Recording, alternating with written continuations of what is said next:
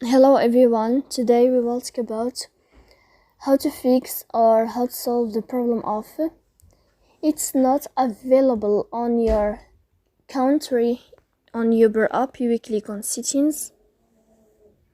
You will find this page and you will enter two apps, default apps, app settings. On above you can search about Uber app and you click here. Then you can click on first stop and you can click OK. After that you will enter to the window of storage.